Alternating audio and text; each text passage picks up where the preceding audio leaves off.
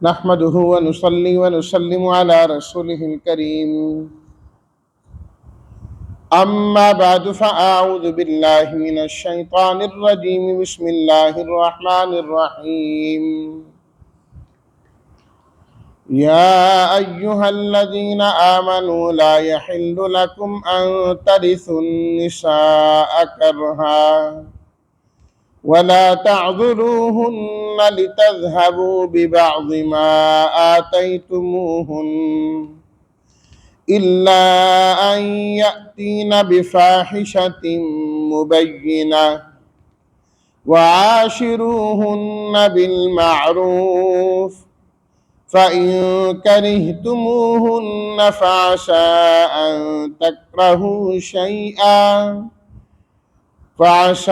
أن تكرهوا شيئا ويجعل الله فيه خيرا كثيرا صدق الله مولانا العظيم اللهم صل على سيدنا ومولانا محمد وعلى آل سيدنا ومولانا محمد وبارك وسلم لا يحل نہیں ہے حلال لکم تمہارے لیے تریثو تم وارث قرار پاؤ وارث بن جاؤ کرہن جبرن ناپسندیدہ حالت میں وہ پسند نہ کرتی ہیں لا تعذلوہن تم مت روکو ان کو الا ان یاتین بفاحشۃ مبینہ فاحشہ بے حیائی مبینہ واضح بے حیائی کا ارتکاب کریں زنا وغیرہ کا عاشروہن تم زندگی گزارو ان کے ساتھ معروف اچھے طریقے سے کرہتمو اگر تم ناپسند کرو ان کو عسیٰ امید ہے قریب ہے خیرن کثیرن بہت زیادہ خیر ترجمہ اے ایمان والوں نہیں حلال تمہارے لیے کہ تم زبردستی عورتوں کے وارث بن جاؤ اور تم مت روکو ان کو تاکہ تم لے سکو بعض حصہ اس کا جو تم نے ان کو دیا ہے سوائے اس کے کہ وہ واضح بے حیائی کا ارتکاب کریں اور اچھے طریقے کے ساتھ تم ان سے پیش آیا کرو پس اگر تم ان کو ناپسند کرو تو ہو سکتا ہے کہ تم ایک چیز کو ناپسند کرو اور اللہ تعالیٰ نے اس کے اندر خیر کثیر رکھی ہوئی ہے۔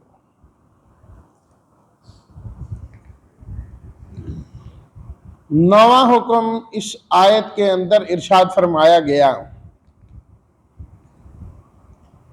عورت پر مختلف قسم کے ظلم ڈھائے جاتے تھے اس معاشرے میں اللہ تعالیٰ نے ان تمام مظالم کو بند کرنے کا حکم دیا اور ان مظالم کی مختلف صورتیں بیان کر کے ہر ایک سے منع کیا یہ بھی نہیں کرنا یہ بھی نہیں کرنا یہ بھی نہیں کرنا ایک ایک چیز سے منع کیا ایک ظلم تو یہ ہوتا تھا کہ جب کوئی شخص فوت ہوا پیچھے اس نے مال بھی چھوڑا اس کی بیوہ ہے بیٹیاں ہیں تو اب جو مرد وارث ہوتا تھا وہ ساری چیزوں پر قبضہ کر لیتا تھا کہتا تھا مال کا وارث بھی میں ہوں اور یہ جو خواتین ہیں ان کا وارث بھی میں ہی ہوں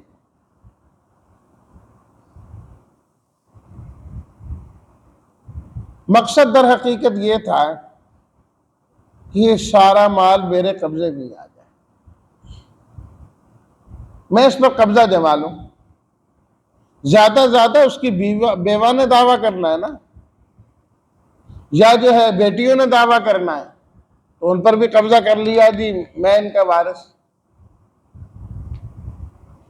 اب اس کے بعد جو چاہے ظلم ڈھاتا رہے کس نے پوچھنا ہے؟ جس طرح مال کے اندر وہ اپنا حق سمجھتے تھے، عورتوں کے اندر بھی اسی طریقے سے اپنا حق سمجھتے تھے. چاہے تو پوری زندگی ان کو ایسے ہی رکھے، نکاح نہ خود کریں نہ کسی کو کرنے دیں، اور اگر حسین و جمیل ہے تو خود نکاح کر لینا ہے، لیکن حقوق کوئی نہیں ادا کرنا. اب نہ وہ کہیں جا سکتی ہیں اور نہ یہاں رہ سکتی ہیں، پوری زندگی اسی طرح ہی ظلم کے اندر وہ پستی رہتی. اللہ تعالیٰ نے اس کا شد باب کرتے ہوئے فرمایا، یا ایھا الذین آمنوا لا یحل لکم ان ترثوا النساء کرہا. لوگوں، ایمان والوں، وراثت میں مال ملا کرتا ہے، عورتیں نہیں ملا کرتی. تمہارے لیے یہ حلال نہیں ہے کہ تم عورتوں کی وارث بن جاؤ، بطور وراثت کے ان کو بھی اپنے پاس رکھ لو. پھر سب سے بڑی بات یہ ہے کہ کرہن، وہ تو اس کو پسند ہی نہیں کرتی، مجبوراً تم یہ کر رہے ہو. اس کا یہ مطلب ہرگز نہیں کہ اگر وہ پسند کریں تو پھر ان کو رکھا جا سکتا ہے. کوئی انسان، کوئی عورت اس کو پسند کرتی ہی نہیں، ایک فطری بات ہے. اس لیے اللہ نے لفظ کرہن ساتھ ہی ذکر فرما دیا، ساتھ ہی ذکر فرما دیا لفظ کرہن. کہ عام معمول میں کوئی انسان کسی کا غلام بننا تو کجا کسی کا نوکر بننا بھی پسند نہیں کرتا، کہ میں کسی کے آرڈر پر 100% چلوں. کہتے ہیں ہم کوئی غلام ہیں کسی کے، ہم کیوں چلیں؟ کوئی نہیں پسند کرتا. تو فرمایا کہ ان کی پسندیدگی بھی شامل نہیں ہے، اور عورت وراثت میں ملتے بھی نہیں ہیں. ان تمام چیزوں کے باوجود تم کہاں سے ان کے وارث بن جاتے اور تم ان کو لٹکائے رکھتے؟ فرمایا کہ یہ چیز بالکل جائز نہیں، یہ چیز تمہیں ترک کرنا ہوگی اور تمہیں چھوڑنا ہوگی. اسی طریقے سے ایک جرم یہ کیا کرتے کہ جس عورت سے نکاح بھی کیا، اس کی بیوی تھی، انبن ہو گئی کسی وجہ سے، اس کو خط چھوڑ دیا، جدائیگی ہو گئی، لیکن اب اس کو آگے کسی اور جگہ نکاح نہیں کرنے دیتے. آگے کیوں جائے بھائی؟ کسی اور جگہ نکاح نہیں کرنے دینا. جو کچھ ہم نے آپ کو دیا ہے وہ واپس کرو. جب تک وہ واپسی نہیں ہوگی آگے نہیں جانے دینا. میں نے اتنا مار دیا تھا، وہ مہر واپس کرو. ہمارے فلاں عزیز نے، فلاں رشتہ دار نے فلاں تحفہ دیا تھا، وہ تحفہ واپس کرو. جب تک وہ چیزیں واپس نہیں لے لیتے تھے آگے نکاح کرنے ہی نہیں دیتے تھے. اللہ تعالیٰ نے اس سے بھی منع کیا. فرمایا کہ وَلَا تَعْضُلُوهُنَّ لِتَذْهَبُوا بِبَعْضِ مَا آتَيْتُمُوهُنَّ، تم ان کو نہیں روک سکتے صرف اس مقصد کے لیے کہ جو تم نے ان کو دیا ہے اس کا کچھ حصہ تم واپس لو. جو تم نے دے دیا کسی کو وہ اس کا مالک ہو گیا، اب تم اس سے واپس نہیں لے سکتے، چاہے تم نے تحفے میں کیوں نہیں دیا. جب ایک آدمی نے دوسرے کو اپنی رضا سے دے دیا ہے، اب بعد میں کسی وقت ناراضگی یا کچھ ہو گیا اور کہو کہ واپس کرو، یہ جائز نہیں ہے. اور بلکہ مطلقاً تحفہ کسی کو دے دینا، یہ تو چلو خاوند بیوی کی بات ہے نا، اس کو واپس لینا حدیث شریف کے اندر اس کی بڑی مذمت واقع ہوئی ہے. نبی کریم صلی اللہ علیہ وسلم نے ارشاد فرمایا کہ جو آدمی کسی کو تحفہ دے، ہدیہ دے، اور اس کے بعد وہ اس کو کہے مجھے واپس کرو یہ چیز، وہ اس طرح ہے جس طرح کتا قے کر کے دوبارہ اسی کو کھاتا ہے۔ فرمایا جس طرح وہ ناپسندیدہ عمل ہے، کوئی اس کو برا نہیں، وہ اچھا نہیں سمجھتا، برا ہی کہتا ہے کہ اپنی کی ہوئی الٹی اور کہہ کے دوبارہ وہ کھا رہا ہے۔ فرمایا دیا ہوا تحفہ واپس لینا اسی طرح ہی برا ہے۔ کہ جائے کہ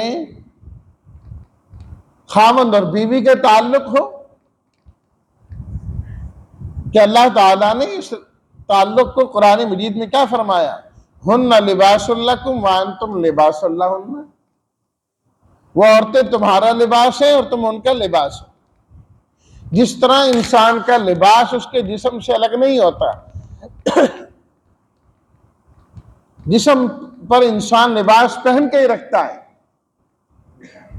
بغیر لباس کے انسان نہیں ہوتا، اسی طرح نکاح ہو جانے کے بعد ایک دوسرے کے لیے لباس ہے، ایک دوسرے سے الگ نہیں ہوتا۔ یہاں تو تعلق اور مضبوط ہو جاتا ہے، اور زیادہ مضبوط ہو جاتا ہے۔ فرمایا نہیں روک سکتے ان کو، الا یاتین بفاحشۃ مبینہ، ہاں اگر وہ واضح طور پر بے حیائی کا ارتکاب کریں، زناکاری کے اندر مبتلا ہو گئی، تو ہم ان کا حکم پچھلی آیات میں پڑھ آئے ہیں۔ پہلے کیا حکم تھا؟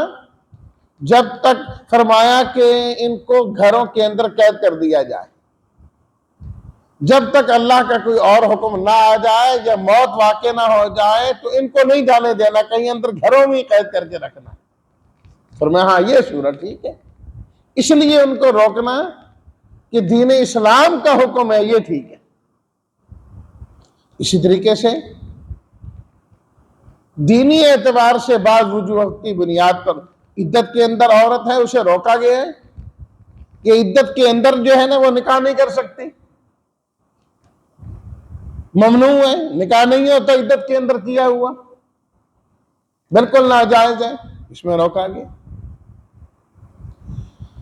اللہ اکبر۔ تو اس قسم کی جو صورتیں ہیں ان کے اندر جو ہے وہ روکا جا سکتا ہے۔ یا اسی طریقے سے خاوند اور بیوی کے اندر جو اختلاف کی اصل وجہ ہے وہ عورت ہی کی طرف سے اس کا بد اخلاق ہونا ہے یا کوئی اور چیز ہے، یا وہ یہاں رہنا نہیں چاہتی، وہ کہتے نہیں میں نہیں رہتی، اور خاوند چھوڑنا نہیں چاہتا، تو اس صورت کے اندر عورت کہے کہ اپنا مہر واپس لے لو اور میری جان چھوڑ دو تو وہ ایک الگ بات ہے۔ ان صورتوں میں اجازت ہے۔ اور اسی طریقے سے عورتوں پر ایک ظلم یہ بھی ہوتا تھا کہ ان کو انسان تک بھی نہیں سمجھا جاتا تھا۔ جس طرح عام جانوروں کا ایک ساتھ سلوک ہوتا ہے ان کے ساتھ بھی ایسے ہی سلوک تھا، اور وہ سمجھتے تھے ہم مرد ہیں، ہم حاکم ہیں، جو چاہے مرضی کرتے رہے، ہمیں کون پوچھنے والا ہے؟ تو اللہ تعالیٰ نے فرمایا کہ نہیں، وَعَاشِرُوهُنَّ بِالْمَعْرُوفِ، تم یہ عورتیں اگرچہ کمزور ہیں، اللہ تعالیٰ نے تمہیں حاکم مقرر کیا ہے، تم گھر کے سربراہ ہو، تمہاری بیوی اور تمہارے بچے تمہارے محکوم ہیں، اس میں کوئی شک کی بات نہیں، لیکن وَعَاشِرُوهُنَّ بِالْمَعْرُوفِ، تمہارا رویہ ان کے ساتھ بہترین ہونا چاہیے،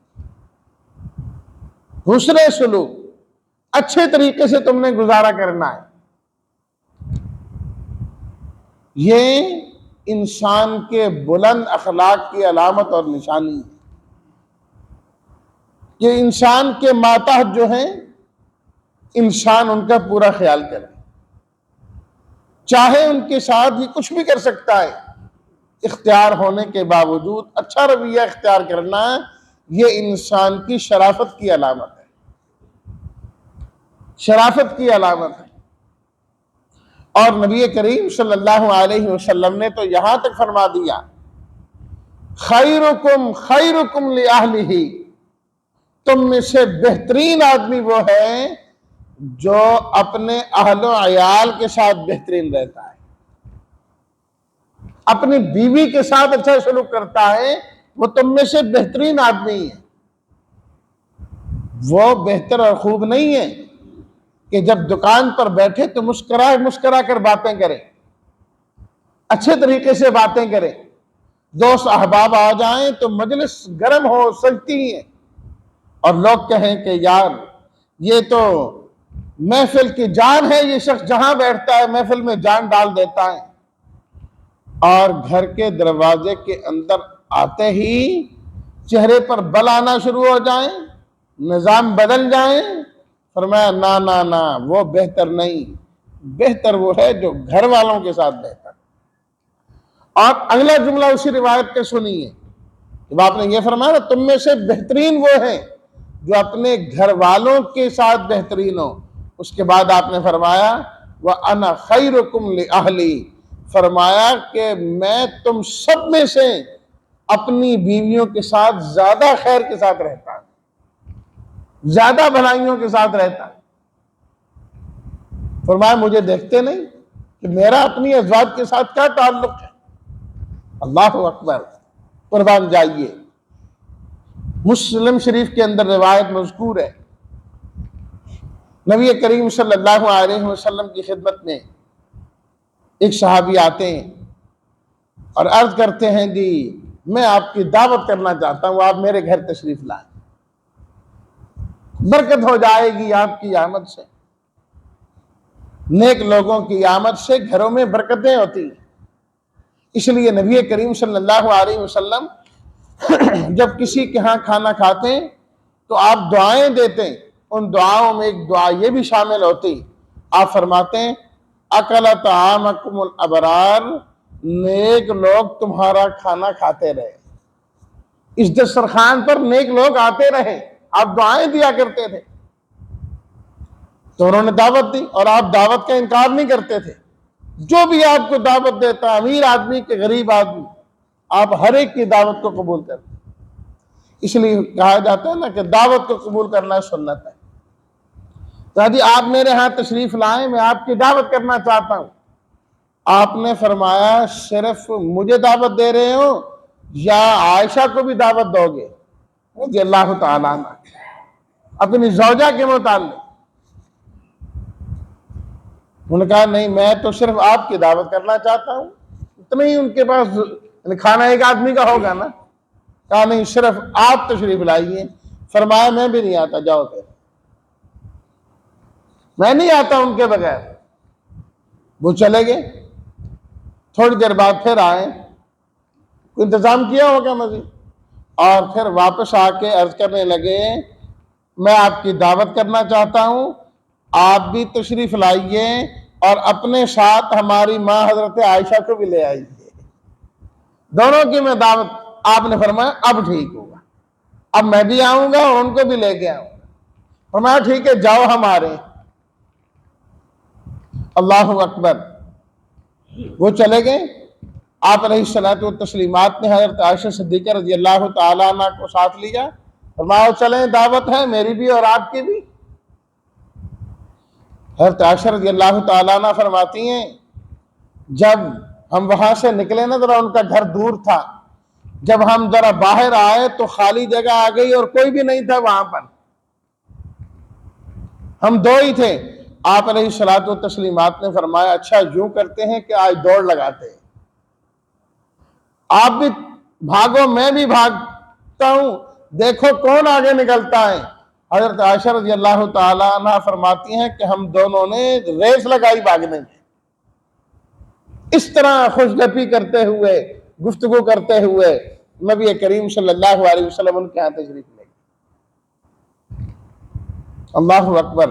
علامہ شبیر احمد عثمانی رحمۃ اللہ علیہ نے اس حدیث کی تشریح میں لکھا، فرمایا کہ ایمان والوں کا تعلق بھی اپنی ازواج کے ساتھ ایسا ہی ہونا چاہیے، یہ نہیں کہ اگر عبادات کے اندر بہت زیادہ چلا گیا تو گھر والوں کی خیر خبر ہی کوئی نہیں ہے، اللہ اللہ خیر صلی اللہ، بس دین ہی دین ہے جی۔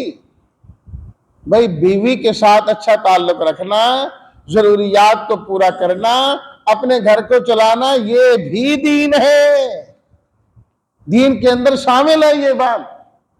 یہ غلط فہمی ہے کہ دین اس چیز کا نام ہے کہ انسان مسجد میں رہے، نماز پڑھے، روزہ رکھے، اللہ اللہ کرے، اعتکاف کرے اور وہیں رہے۔ نہ، بیوی کے حقوق ادا کرنا بھی دین میں سے۔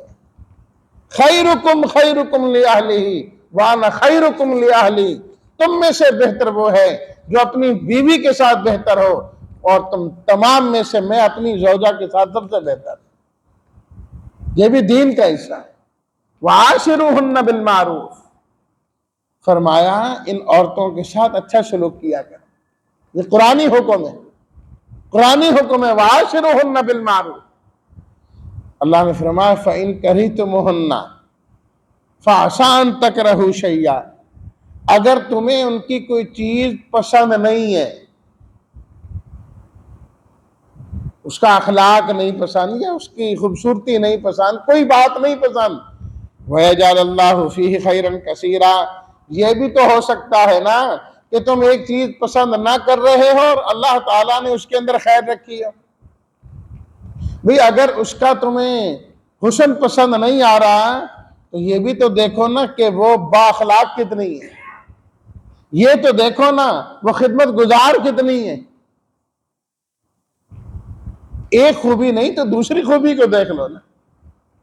اور اگر حسین و جمیل ہے، اس کے ساتھ اخلاق اور باقی چیزیں کوئی میں کمزوری ہے، تو یہ نہ دیکھو کہ اتنی اخلاق اس کا اچھا نہیں، یہ بھی تو دیکھو اللہ نے حسین و جمیل بیوی دی ہے تمہیں، اس کو دیکھ لو۔ اور کچھ نہ صحیح، فرمایا یہی دیکھ لو اللہ نے اس کی وجہ سے تمہیں اولاد نصیب فرمائی ہے۔